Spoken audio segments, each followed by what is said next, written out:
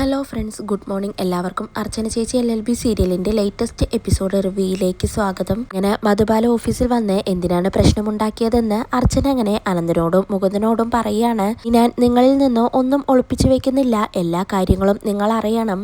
ഞാൻ പ്രശ്നം ഓഫീസിൽ നിന്ന് തന്നെ വിട്ടതാണ്, പിന്നെ എന്തിനാണ് ഇപ്പം മഞ്ജു വീണ്ടും അത് എടുത്തിട്ടതെന്ന് എനിക്കറിയില്ല.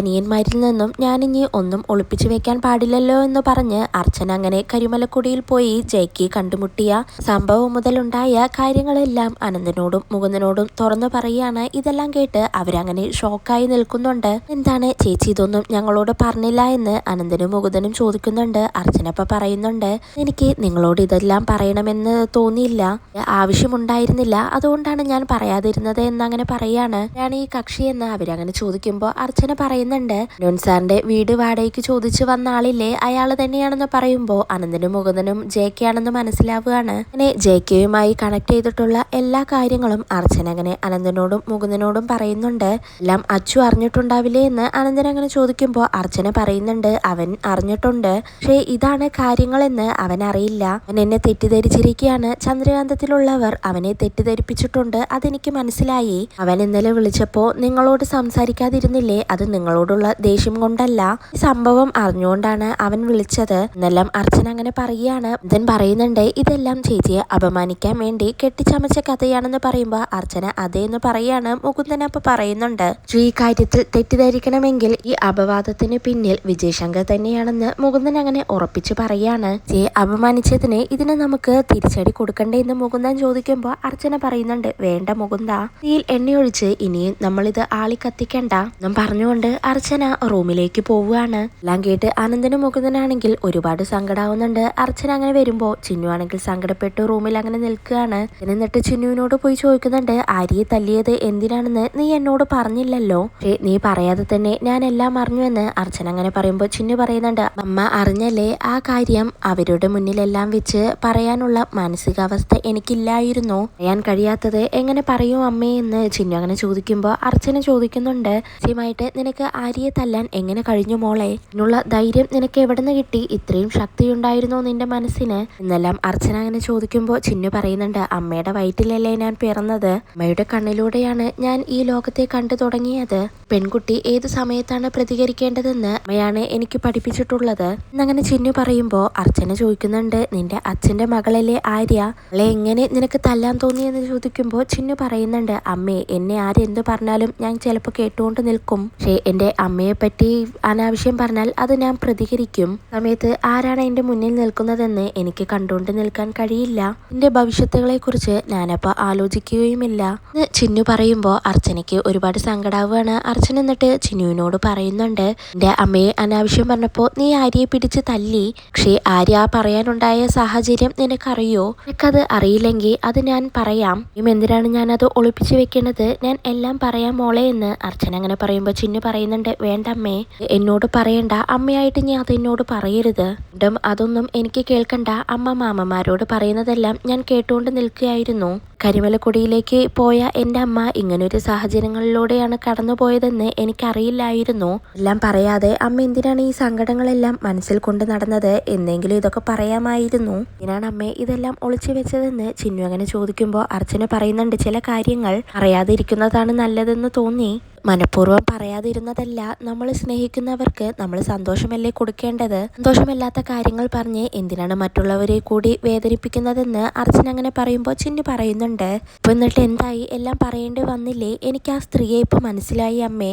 ഹൈക്കോടതി ജഡ്ജിയുടെ മോളെന്ന് പറഞ്ഞപ്പോഴേ എനിക്ക് ആളെ പിടികിട്ടി, സ്ത്രീക്ക് മര്യാദയില്ലെന്ന് എനിക്ക് അന്ന് കണ്ടപ്പോഴേ തോന്നിയതാണ് എന്ന് ചിന്നു പറയുമ്പോൾ അർച്ചന പറയുന്നുണ്ട്, അയാൾ ചിലപ്പോൾ നല്ല ആളായിരിക്കില്ല, അതുകൊണ്ടാണ് അന്ന് ആ സ്ത്രീ വന്ന് ഓഫീസിൽ പ്രശ്നമുണ്ടാക്കിയത്. അർച്ചന പറയുമ്പോൾ ചിന്നു പറയുന്നുണ്ട്, അയാളെ എന്തിനാണ് അമ്മ ഇത്ര മോശക്കാരനാക്കുന്നത്, അമ്മയ്ക്ക് ജീവശ്വാസം തന്ന് രക്ഷിച്ച അയാള് കുടിയനായാലും എത്ര മോശക്കാരനായാലും നന്മയുള്ള ഹൃദയമുള്ള ആളാണ് അമ്മ അയാള്, അങ്ങനെയല്ലേ എനിക്ക് പറയാൻ കഴിയൂ. കാരണം എൻ്റെ അമ്മ ഇപ്പോഴും ജീവനോട് നിൽക്കുന്നത് അയാൾ കാരണമല്ലേ. അയാളില്ലായിരുന്നെങ്കിൽ അല്ലെങ്കിൽ കണ്ടിട്ടും അമ്മയെ അയാൾ അവഗണിച്ചിരുന്നുവെങ്കിൽ മെലിക്കുടിയിലെ ആ കാട്ടിൽ കിടന്ന് എൻ്റെ അമ്മ മരിച്ചു പോവില്ലായിരുന്നോ. അയാള് വാടക വീട് ചോദിച്ചു വന്നപ്പോൾ അമ്മ അയാളെക്കുറിച്ച് എന്തൊക്കെ കുറ്റങ്ങളാണ് പറഞ്ഞത്. രക്ഷിച്ച ആളെ അങ്ങനെയൊക്കെ അവോയ്ഡ് ചെയ്യണമായിരുന്നു. അവളെ ഒരാപത്തിൽ സഹായിച്ചവരെ ഒരു പ്രതിസന്ധി വരുമ്പോൾ കൈവിടരുത് എന്നല്ലേ അമ്മ എന്നെ പഠിപ്പിച്ചിട്ടുള്ളത്. ഉപകാരത്തിന് ഒരു പ്രത്യുപകാരം ചെയ്യേണ്ട അവസരമാണ് അമ്മ ഇവിടെ പാഴാക്കിയത്. ആ വീട് കൊടുക്കാമായിരുന്നു. അതിന് മാത്രം തെറ്റുകളൊന്നും അയാൾ ചെയ്തിട്ടില്ലല്ലോ. അവളുടെ ഭാര്യ അമ്മയോട് അന്ന് അങ്ങനെയൊക്കെ പറഞ്ഞത് ചിലപ്പോൾ അയാൾ അറിഞ്ഞുകൊണ്ടായിരിക്കില്ല. സ്ത്രീയുടെ വിവരക്കേടിന് അയാൾ എന്ത് പിഴച്ചു. സ്ത്രീ ഇവിടെ വന്നിട്ടല്ലല്ലോ പ്രശ്നമുണ്ടാക്കിയത്, ഓഫീസിലാണ് വന്നത്. ഇവിടെ ഓഫീസിൽ നടന്ന കാര്യമാണ് ആര്യ എന്നോട് വന്ന് പറഞ്ഞത്. ന്യൂസ് എങ്ങനെയാണ് സ്പ്രെഡ് ആയതെന്ന് എനിക്കിപ്പോ മനസ്സിലായി. അമ്മ വിഷമിക്കണ്ട, ഈ റൂമർ നമുക്ക് ഇപ്പൊ തന്നെ ഇവിടെ വെച്ച് സ്റ്റോപ്പ് ചെയ്യാമെന്ന് പറഞ്ഞ് ചിന്നു അങ്ങനെ പോവുകയാണ്. അങ്ങനെ ചിന്നും അനന്തനും മുകുന്ദനും അർച്ചനയെ വിശ്വസിച്ചത് അർച്ചനയ്ക്ക് വലിയൊരു ആശ്വാസമായിരിക്കുകയാണ്. ചിന്നുവിന്റെ വാക്കുകൾ കേട്ട് അർച്ചനയ്ക്ക് അങ്ങനെ ജെക്കെയോടുള്ള ദേഷ്യമെല്ലാം മാറി തുടങ്ങുകയാണ്. എന്റെ കൂടെ തന്റെ മോള് എപ്പോഴും ഉണ്ടാവുമെന്ന് അർച്ചനയ്ക്ക് അങ്ങനെ വിശ്വാസമാവുകയാണ്. ഇതിനുശേഷം അച്ചു ആണെങ്കിൽ ട്രെയിനിങ് ഓഫീസറെ കാണാനായി പോകുന്നുണ്ട്. ആ ഓഫീസർ അപ്പോൾ അച്ചുവിനോട് ചോദിക്കുന്നുണ്ട്, എന്തേ വീട്ടിലേക്ക് വിളിക്കാൻ ഫോൺ അത്യാവശ്യമായി വേണോ, ഇതിനാണോ വന്നത് എന്ന് ചോദിക്കുമ്പോൾ അച്ചു പറയുന്നുണ്ട്, വേണ്ട സാർ, എനിക്ക് ഫോണൊന്നും വേണ്ട, ഞാൻ മറ്റൊരു കാര്യത്തിനാണ് വന്നത്. ഞാനന്ന് ഫാമിലി മീറ്റിന് കുറച്ചു പേരുടെ പേരെഴുതി തന്നല്ലോ, അതിപ്പോ കൺസിഡർ ചെയ്യണ്ട, എനിക്ക് ആരെയും കാണാൻ താല്പര്യമില്ല. ഇവിടത്തെ ഈ ട്രെയിനിങ് ക്യാമ്പ് കുറച്ചുകൂടി നീട്ടാനായി കഴിയോ, എനിക്ക് ഇവിടെ നിന്നും പോവണ്ട, അല്ലെങ്കിൽ പിന്നെ എനിക്ക് പോലീസ് ഓഫീസറായിട്ട് പോസ്റ്റ് കിട്ടുന്നത് എന്റെ നാട്ടിൽ വേണ്ട, കുറച്ച് ദൂരത്ത് എവിടെയെങ്കിലും മതി സാർ എന്നെല്ലാം അർച്ചനയുടെ പ്രശ്നങ്ങൾ ആലോചിച്ച് അച്ചു അങ്ങനെ ആ സാറിനോട് പറയുകയാണ്. ഇതെല്ലാം കേട്ട് ആ സാറ് അച്ചുവിനോട് പറയുന്നുണ്ട്, തനിക്ക് എന്തു പറ്റി, മനസ്സിപ്പോ ശരിയല്ല, എന്തൊക്കെയോ സങ്കടങ്ങളുണ്ട്, എന്തായാലും ഇപ്പോൾ ട്രെയിനിങ്ങിലാണ് ഫോക്കസ് ചെയ്യേണ്ടത്, ബാക്കിയെല്ലാം നമുക്ക് പിന്നീട് തീരുമാനിക്കാം, ആദ്യം തന്റെ മനസ്സൊക്കെ ഒന്ന് ശരിയാക്കുക എന്ന് പറഞ്ഞ് അച്ചുവിനെ അവിടെ നിന്നും പറഞ്ഞയക്കുകയാണ്. പിന്നീട് വിജയ് ശങ്കർ ഓഫീസിലേക്ക് പോവാനായി നിൽക്കുമ്പോൾ രുക്കുവിനെ വിളിക്കുന്നുണ്ട്. എന്നിട്ട് രുക്കുവിനോട് ചോദിക്കുന്നുണ്ട്, നിന്നോട് അച്ചുവിനോട് ഒരു കാര്യം ചോദിച്ച് സമ്മതിപ്പിക്കാൻ പറഞ്ഞിരുന്നു, അത് നീ ചോദിച്ചോ എന്ന് ചോദിക്കുമ്പോൾ രുക്കു ആകെ പതറി നിൽക്കുകയാണ്. ഒന്നും അറിയാത്തതുപോലെ എന്താണ് ഏട്ടൻ ചോദിക്കാൻ പറഞ്ഞതെന്ന് രുക്കു അങ്ങനെ ചോദിക്കുമ്പോൾ ജയശങ്കർ പറയുന്നുണ്ട്, ഞാൻ ഒരേ ഒരു കാര്യമാണ് നിന്നോട് അച്ചുവിനോട് ചോദിക്കാനായി പറഞ്ഞത്, നീ അമ്പാട്ടി വീട്ടിലേക്ക് പോകണം, ഈ സമയമാണ് നിനക്ക് അവിടെ കയറാൻ പറ്റിയ അവസരം, നീ അച്ചുവിനോട് ചോദിച്ചോ എന്ന് ചോദിക്കുമ്പോൾ രുക്കു പറയുന്നുണ്ട്, ഏട്ടാ ഞാൻ അച്ചുവിനോട് ചോദിച്ചു, പക്ഷേ അച്ചുവിന് ഞാൻ അവിടെ ഒറ്റയ്ക്ക് പോയി നിൽക്കുന്നതിൽ ഒട്ടും തന്നെ താല്പര്യമില്ല. അന്ന് അർച്ചന ചേച്ചി എല്ലാ സംഭവങ്ങൾ കഴിഞ്ഞിട്ടും മുകുന്ദേട്ടന്റെ കൂടെയാണ് നിന്നത്, നീ ഒന്ന് സപ്പോർട്ട് ചെയ്തതും പോലുമില്ല, അതുകൊണ്ട് അച്ചുവിന് ഞാൻ അങ്ങോട്ടേക്ക് ഒറ്റയ്ക്ക് പോകുന്നത് ഇഷ്ടമല്ലെന്ന് എന്നോട് തുറന്നു പറഞ്ഞു എന്ന് രുക്കു അങ്ങനെ പറയാണ്. രുക്കു പറയുന്നതിനെല്ലാം ചന്ദ്രയും സപ്പോർട്ട് ചെയ്യുന്നുണ്ട്. രുക്കുവിനിപ്പോ അമ്പാട്ടിലേക്ക് വിടണ്ട എന്ന് തന്നെയാണ് ചന്ദ്രയുടെയും തീരുമാനം. വിജയശങ്കർ അപ്പൊ പറയുന്നുണ്ട്, അർച്ചന ഇപ്പൊ വലിയൊരു പ്രതിസന്ധിയിലാണ്, നീ ഈ സമയത്താണ് അവിടേക്ക് പോവേണ്ടത്, എന്നാലേ ഞാൻ വിചാരിച്ച പോലെ കാര്യങ്ങൾ നടക്കൂ, ഈ പ്രതിസന്ധി മറികടക്കാൻ നീ അവിടെ ഉണ്ടെങ്കിൽ എനിക്ക് ചിന്നുവിനെ എന്റെ വഴിക്ക് കൊണ്ടുവരാം, ഇതാണ് പറ്റിയ സമയം, നീ ഇപ്പോഴാണ് അമ്പാട്ടിലേക്ക് പോവേണ്ടത്, നീ അങ്ങോട്ടേക്ക് പോയാൽ തന്നെ രമ്യ മുകുന്ദനെ വിളിച്ചിട്ട് അവിടെ നിന്നും പോവാനാണ് സാധ്യത, എന്തായാലും ഒരുത്തൻ കൂടി അമ്പാട്ട് വീട്ടിൽ നിന്ന് ഇറങ്ങി കിട്ടുമല്ലോ, ഇവിടെ നീ പോയാൽ നിന്നെ ആരും തടയില്ല, ഭർത്താവിന്റെ വീട്ടിൽ നിനക്ക് കഴിയാനുള്ള റൈറ്റ്സ് ഉണ്ട്, ഇപ്പോൾ അച്ചുവിന്റെ കാര്യം നീ എനിക്ക് വിട്ടേക്ക്, ഞാൻ അച്ചുവിനോട് സംസാരിച്ചേക്കാം, ഫാമിലി മീറ്റിനായിട്ട് നമ്മൾ ക്യാമ്പിലേക്ക് പോകുന്നുണ്ടല്ലോ, ആ സമയത്ത് ഞാൻ അച്ചുവിനോട് സംസാരിച്ച് സമ്മതിപ്പിക്കാം,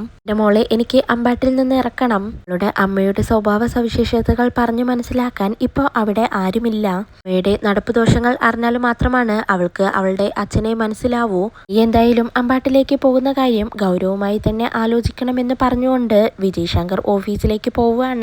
ണെങ്കിൽ ആകെ ധർമ്മസങ്കടത്തിൽപ്പെട്ട അവസ്ഥയിൽ ചന്ദ്രയോട് ചോദിക്കുന്നുണ്ട്, പറയാത്ത കാര്യമാണ് ഞാൻ ഏട്ടനോട് പറഞ്ഞത്, അച്ചുവിനെ നേരിൽ കാണുന്ന സമയത്ത് അതൊരു പ്രശ്നമാവോ എന്ന് അങ്ങനെ പേടിച്ചുകൊണ്ട് ചോദിക്കുകയാണ്. ചന്ദ്രപ്പ പറയുന്നുണ്ട്, എന്ത് പ്രശ്നം, ഏട്ടൻ അച്ചുവിനോട് നേരിട്ട് സമ്മതം ചോദിച്ചാലും അവൻ ഇതിന് യെസ് എന്ന് പറയില്ല, ഇതിന് സമ്മതിക്കില്ല എന്ന് പറയുമ്പോൾ രുക്കു പറയുന്നുണ്ട്, ചേച്ചി എന്നെ അമ്പാട്ടിലേക്ക് അയക്കുന്നതിൽ നിന്ന് എന്നെ എങ്ങനെയെങ്കിലും രക്ഷിക്കണം, ഏട്ടൻ എന്തിനാണ് എന്നെ ഈ കാര്യത്തിൽ ഇങ്ങനെ നിർബന്ധിക്കുന്നത് എന്ന് രുക്കു ചോദിക്കുമ്പോൾ ചന്ദ്ര പറയുന്നുണ്ട്, ആ കാര്യത്തിൽ എനിക്കും സംശയമുണ്ട്, ഇത്രയൊക്കെ പറഞ്ഞിട്ടും രുക്കു നീ അമ്പാട്ടിലേക്ക് പോവണമെന്നാണ് വിജയേട്ടന്റെ ആഗ്രഹം, വല്ലാത്തൊരു ആഗ്രഹമാണ്. വിജയേട്ടൻ എന്തിനാണ് ഈ കാര്യത്തിൽ ഇങ്ങനെ വാശി പിടിക്കുന്നതെന്ന് എനിക്കറിയുന്നില്ല. ഇപ്പോൾ വിജയേട്ടനെയും സംശയമുണ്ടെന്ന് ചന്ദ്ര അങ്ങനെ പറയുമ്പോൾ രുക്കു ചോദിക്കുന്നുണ്ട്, ജിക്ക് എന്താ ഏട്ടനെ സംശയം, അതെന്താ എന്ന് ചോദിക്കുമ്പോൾ ചന്ദ്ര പറയുന്നുണ്ട്, എല്ലാം ഞാൻ പിന്നീട് പറയാമെന്ന് പറഞ്ഞ് ചന്ദ്ര അവിടെ നിന്നും പോവുകയാണ്. അതിനുശേഷം ചിന്നു ആണെങ്കിൽ വിജയ് ശങ്കറിനെ വിളിച്ച് പുറത്ത് വെച്ച് കാണണമെന്ന് പറയുന്നുണ്ട്. അങ്ങനെ വിജയ് ശങ്കറിനെ വെയിറ്റ് ചെയ്തുകൊണ്ട് നിൽക്കുകയാണ് ചിന്നു. അപ്പോഴേക്കും അങ്ങോട്ടേക്ക് വിജയ് ശങ്കർ വരുന്നുണ്ട്. എന്നിട്ട് ചിന്നുവിനോട് ചോദിക്കുന്നുണ്ട്, എന്ത് പറ്റി മോളെ, നീ എന്തിനാണ് എന്നെ കാണണമെന്ന് പറഞ്ഞത്? കാണണമെങ്കിൽ നിനക്ക് ഓഫീസിലോ അല്ലെങ്കിൽ ചന്ദ്രകാന്തത്തിലേക്കോ വന്നൂടെ? ഇതാണ് ഈ റോഡിൽ നിൽക്കുന്നത്, അച്ഛനെ കാണാൻ വരാൻ നിനക്ക് എവിടെ വരാനും സ്വാതന്ത്ര്യമുണ്ടല്ലോ എന്ന് വിജയ് ശങ്കർ ചോദിക്കുമ്പോൾ ചിന്നു പറയുന്നുണ്ട്, അച്ഛനെ കാണാൻ ഇവിടേക്കും വരാൻ പറ്റിയ സാഹചര്യത്തിലല്ല ഞാനിപ്പോ. എനിക്കൊക്കെ വന്നാൽ ഞാൻ അച്ഛനെ കാണാൻ വരാൻ ഉദ്ദേശിച്ച കാര്യം ഇപ്പം നടക്കില്ല. അങ്ങനെ ചിന്നു പറയുമ്പോൾ വിജയ് ശങ്കർ മനസ്സിൽ അങ്ങനെ ചിന്തിക്കുന്നുണ്ട്, ഇവളെന്തോ ഒരു ദുരുദ്ദേശം വെച്ചിട്ടാണല്ലോ എന്നെ കാണാൻ വന്നിരിക്കുന്നത്. അങ്ങനെ ചിന്തിച്ചുകൊണ്ട് ചിന്നുവിനോട് ചോദിക്കുന്നുണ്ട്, മോൾ എന്തിനാണ് അത്യാവശ്യമായിട്ട് എന്നെ കാണണമെന്ന് പറഞ്ഞത് ചോദിക്കുകയാണ്. ചിന്നു അപ്പം ചോദിക്കുന്നുണ്ട്, ആര്യ അച്ഛനോട് എന്തെങ്കിലും പറഞ്ഞായിരുന്നോ എന്ന് ചോദിക്കുമ്പോൾ വിജയ് ശങ്കർ പറയുന്നുണ്ട്, ഇല്ല, അവളെന്നോട് പ്രത്യേകിച്ച് ഒന്നും പറഞ്ഞില്ല. അതാണ് കാര്യമെന്ന് ചോദിക്കുമ്പോൾ ചിന്നു ആകെ വെപ്രാളപ്പെട്ടുകൊണ്ട് പറയുന്നുണ്ട്, ആര്യ ഒരു കാര്യം അച്ഛനോട് പറയണമായിരുന്നു, അവൾ പറയാത്ത സ്ഥിതിക്ക് അത് ഞാൻ തന്നെ അച്ഛനോട് ഇനി പറയാം. എനിക്ക് പരസ്യമായിട്ട് വഴിയിൽ വെച്ച് അടിക്കേണ്ടി വന്നു എന്ന് ചിന്നു അങ്ങനെ പറയുമ്പോൾ വിജയ് ശങ്കർ ആകെ ഷോക്കാവുകയാണ്. വിജയ് ശങ്കർ അപ്പോ ചിന്നുവിനോടുള്ള ദേഷ്യത്തിൽ മനസ്സിലങ്ങനെ ചിന്തിക്കുന്നുണ്ട്, എടി നീ എന്റെ മോളെ കൈവച്ചു അല്ലേ എന്ന് അങ്ങനെ ചിന്തിക്കുകയാണ്. എന്നിട്ട് വീണ്ടും പറയുന്നുണ്ട്, ഞാൻ അവളെ അടിച്ച കാര്യം അവൾ അച്ഛനോട് പറഞ്ഞില്ലാലേ, എന്നെയാണ് ഇൻസൾട്ട് ചെയ്തിരുന്നെങ്കിൽ ഞാൻ അവളെ തല്ലില്ലായിരുന്നു അച്ഛാ, പക്ഷേ അവൾ എന്റെ അമ്മയാണ് അപമാനിച്ചതെന്ന് ചിന്നു അങ്ങനെ പറയുമ്പോൾ വിജയ് ശങ്കർ അങ്ങനെ ദേഷ്യത്തോടെ നിൽക്കുകയാണ്. ഇതോടെയാണ് ഇന്നത്തെ എപ്പിസോഡ് അവസാനിക്കുന്നത്.